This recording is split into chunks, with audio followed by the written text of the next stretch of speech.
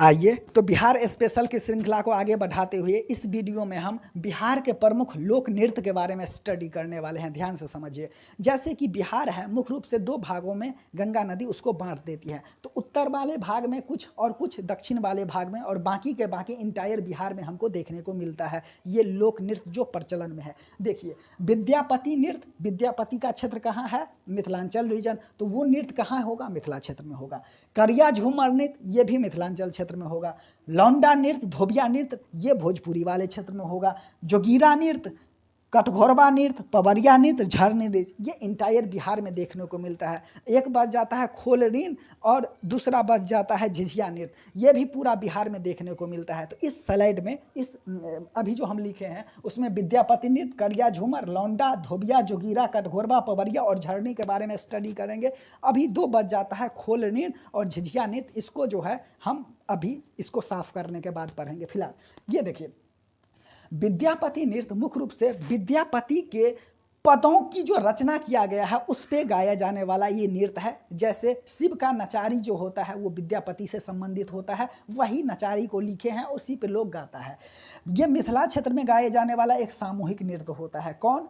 तो विद्यापति द्वारा रचित शिव के जो गीत होते हैं वो। तो विद्यापति बहुत सारे पदों की रचना किया है और गीतों के माध्यम से उसको पिराया है आज, और वो शिव के नचारी जैसे गीत हमको देखने को मिलता है मिथिलांचल वाले रीजन में।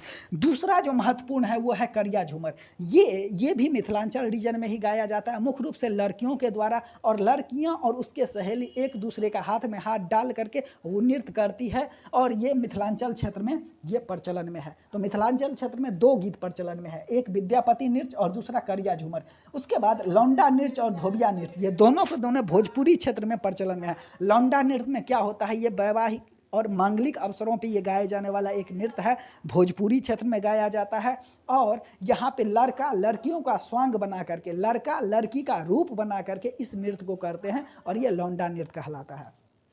उसके बाद है धोबिया नृत्य। धोबिया नृत्य मुख्य रूप से धोबी समाज है उसमें प्रचलन में है, और वो भी मांगलिक अवसरों पे गाए जाने वाला एक नृत्य है, और खास करके भोजपुरी क्षेत्र में इस गीत को गाया जाता है। किस? धोबिया नृत्य को। साथ ही यह श्रृंगार रस के गीत होते हैं। कौन? धोबिया नृत्य। तो देखिए लौंडा नृत्य और धोबिया नृत्य भोजपुरी क्षेत्र में गाए जाने वाला है। धोबिया नृत्य धोबी समाज में, दोनों मांगलिक अवसर पे, लौंडा नृत्य भी और धोबिया नृत्य भी मांगलिक अवसरों पे गाया जाएगा, और धोबिया नृत्य एक श्रृंगार प्रधान गीत है। आगे हम बात करते हैं जोगीरा का, कटघोरबा का, पवरिया का और झरनी का। ये इंटायर पूरे बिहार में हमको देखने को मिलता है। जोगीरा तो पूरा बिहार और यूपी, झारखंड इन सभी इलाकों में फेमस है।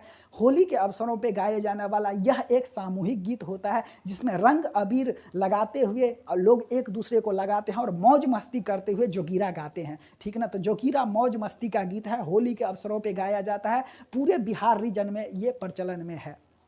अगला है कटघोरबा नृत्य। कटघोरबा नाम से ही कट का मतलब होता है लकड़ी, घोरबा का मतलब होता है घोड़ा। तो घोड़ा बना हुआ किस चीज़ का? तो लकड़ी का या बांस के खपचियों का। घोड़ा बनाते हैं लकड़ियों से या बांस के करची, कमची जिसको बोलते हैं, उससे घोड़ा बना करके डांर में पुरुष जो है बांध लेता है और नाच करता है, उसी को बोलते हैं कटघोरबा नृत्य, और ये भी पूरे इंटायर बिहार में देखने को मिलता है। पवरिया नृत्य ये बच्चों के जन्म के अवसरों पर गाए जाने वाला नृत्य होता है जिसमें पुरुष जो है गाते हैं, या किन्नर ना तो जो महिला होता है ना ही जो पुरुष होता है।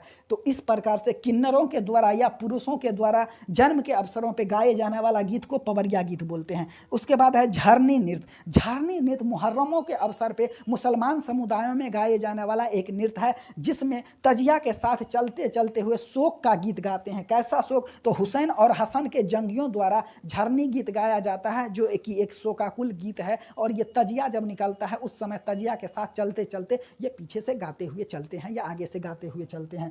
तो झरनी मुहर्रम के अवसर पर ये पूरा बिहार में देखने को मिलता है और आसपास के रीजन में भी देखने को मिलता है। तो इस वीडियो में हमने क्या सीखा? विद्यापति नृत्य मिथिलांचल रीजन में विद्यापति के पदों की जो रचना किया गया है, खास करके नचारी जो शिव का नचारी है उस पर गाए जाने वाला गीत है, और यह मिथिलांचल रीजन में सामूहिक रूप से गाए जाने वाला गीत है जिसको करते हैं, जो कि हमारे जनजीवन में देखने को मिलता है। करिया झूमर नृत्य ये लड़कियों और सहेलियों के साथ साथ हाथ में हाथ डालकर गीत गाती है, और जो ये मिथिलांचल रीजन में प्रचलन में है। लौंडा नृत्य, धोबिया नृत्य ये भोजपुरी क्षेत्र में गाया जाता है।